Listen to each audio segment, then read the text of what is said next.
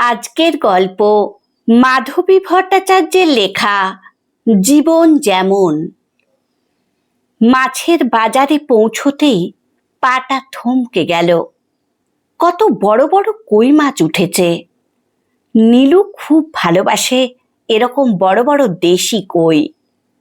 দীর্ঘশ্বাস ফেললেন বিজন। এখন নীলু আর সেই নীলু নেই। বদলে গেছে সময়, পরিস্থিতি এবং সেই সঙ্গে তাদের জীবন। কিছুক্ষণ থম ধরে দাঁড়িয়ে থাকেন। গলার কাছে দলা পাকিয়ে ওঠে কষ্ট। ধীরে ধীরে ফিরে চলেন মাছের বাজার থেকে। সবজির বাজারে ঢুকে টুকটাক কিছু সবজি কিনে বাড়ির পথ ধরেন। এক আকস্মিক ঝড়ে তাদের সাজানো সংসার নিমেষে ছাড়খাড় হয়ে গেছে।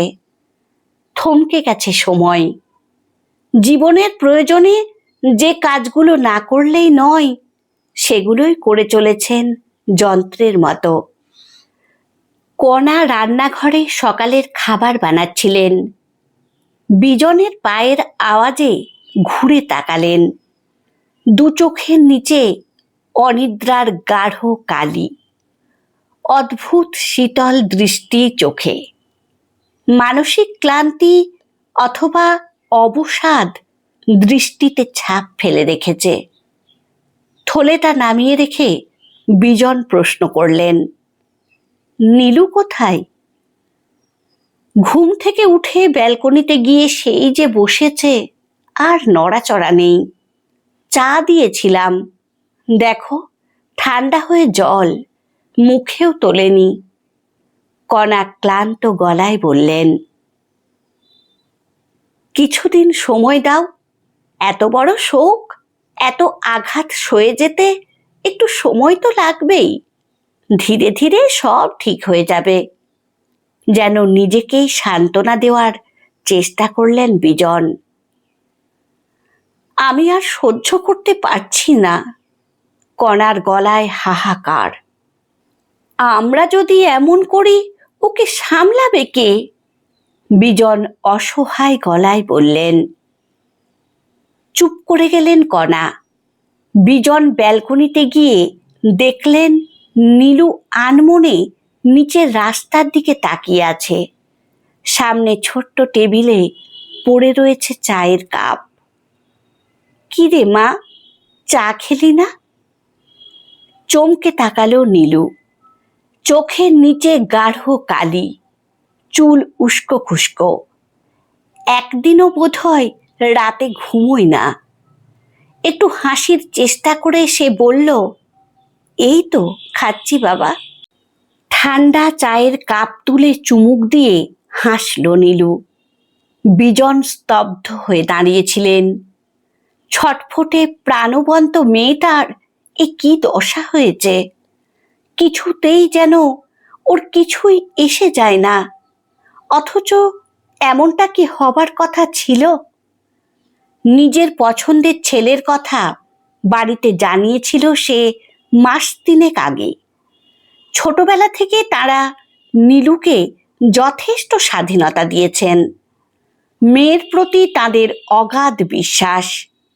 জানেন নীলু কখনো ভুল করবে না। মেয়ের ইচ্ছাই তাঁদের ইচ্ছা। তাছাড়া আকাশ ছেলেটাও যথেষ্ট ভালো। তাঁদের কোনো আপত্তিই ছিল না। আকাশের মা বাবাও খুশি ছিলেন নীলুকে নিয়ে। দুই পরিবারের সম্মতিতে আকাশ আর নীলুর বিয়েটাও হয়ে গেল খুব তাড়াতাড়ি। বিয়ের পর কত খুশি ছিল নীলু। আকাশের মতো স্বামী, এমন ভালো শ্বশুর বাড়ি, জীবনে সুখ যেন উথলে উঠছিল ওর। মেয়ের সুখ দেখে তাঁরাও সুখী হয়েছিলেন। কিন্তু সেই সুখে কার যে নজর লাগলো! বিয়ের 2 মাস পর পুরী বেড়াতে গেল ওরা। সেখানে সমুদ্রে স্নান করতে নেমে তলিয়ে গেল আকাশ। খবরটা শুনেও বিশ্বাস করতে পারেননি। পাগলের মতো ছুটে গিয়েছিলেন পুরী। পাথর হয়ে গিয়েছিল যেন নীলু। চিনতেই পারছিল না কাউকে।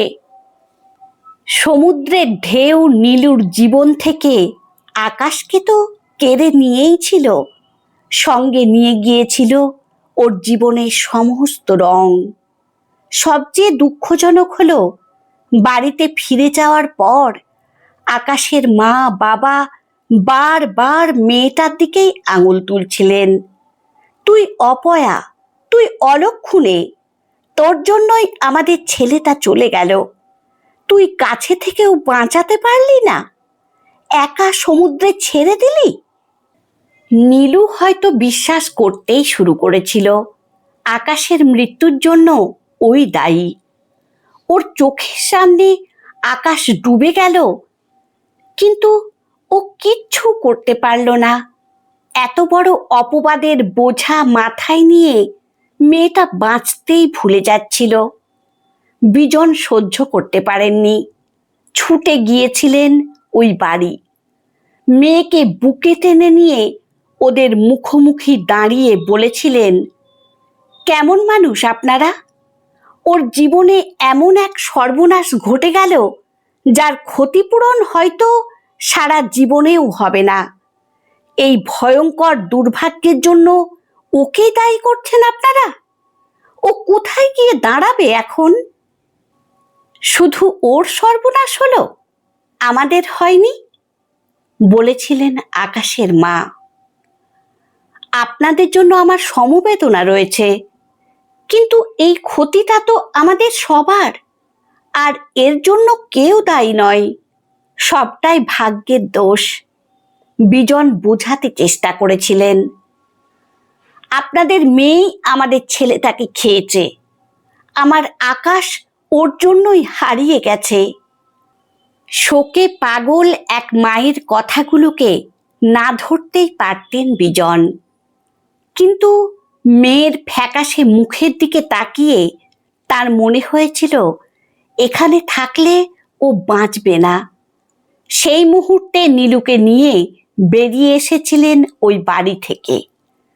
তারপর দুজনে মিলে অনেক কষ্টে সামলে রেখেছেন মেয়েকে। নীলু যেন থেকেও নেই, কোনো কথা বলে না, সারাক্ষণ নিজের ঘরে স্বেচ্ছাবন্দি থাকে। কবে সবকিছু স্বাভাবিক হবে অপেক্ষায় থাকেন বিজন। কথায় বলে, সময় সব কিছু ঠিক করে দেয়। হলেও ঠিক তেমন।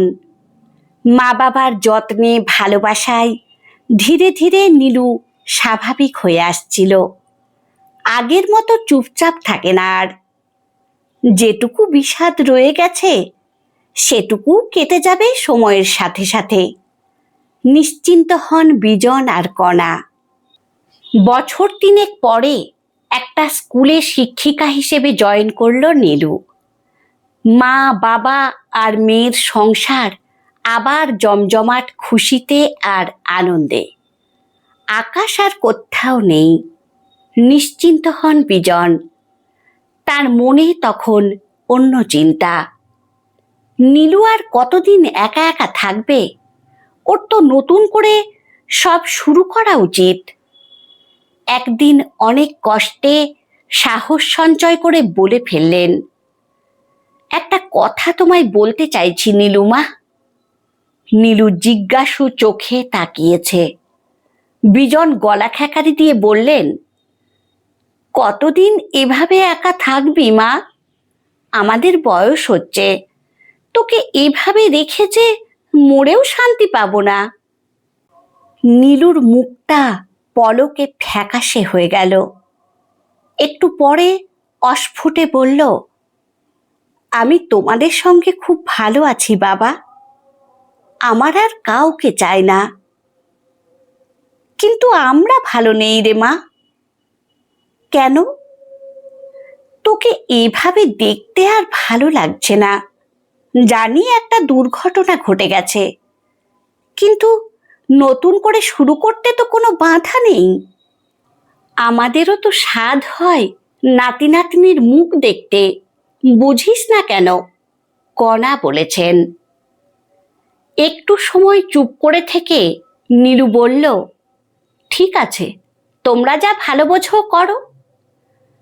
খোঁজাখুঁজি করে একটা ভালো ছেলের খোঁজ পেয়ে গেলেন বিজন। মৃন্ময় সত্যিই ভালো ছেলে। নীলুর ব্যাপারে সব জানানো হয়েছে ওকে, ওর মা বাবাকেও। সব জেনেও ওদের কোনো আপত্তি ছিল না। নীলুও চুপ করে মেনে নিয়েছে সব। বিয়ের দিন বিকেলে পার্লার থেকে লোক এলো নীলুকে সাজিয়ে দিতে। নীলু নিজের ঘরে বিশ্রাম করছিল। মেয়েকে ডাকতে গেলেন কণা। ভেজানো দরজা ঠেলে ঘরে ঢুকেই পাথর হয়ে গেলেন। আকাশের একটা ছবি বুকে জড়িয়ে আকুল হয়ে ফুলে ফুলে কাঁদছে নীলু। মেয়ে একটুও ভোলেনি আকাশকে, এইভাবে বুকে করে রেখে দিয়েছে। এগিয়ে গিয়ে মেয়ের মাথায় হাত রাখলেন কণা। মায়ের বুকে ভেঙে পড়ল নীলু। কাঁদুকো, হালকা হোক, ওর হাসি মুখের আড়ালে যত বেদনা লুকিয়ে আছে সবটুকু মেলে ধরে একটু সান্ত্বনা পাক। মৃন্ময় নীলুকে আকাশের মতোই ভালোবাসবে। আপাতত এই আশায় বুক বাঁধেন কণা। আমার গল্প পাঠ যদি আপনাদের ভালো লেগে থাকে তাহলে লাইক, কমেন্ট ও শেয়ার করে দেবেন। ধন্যবাদ।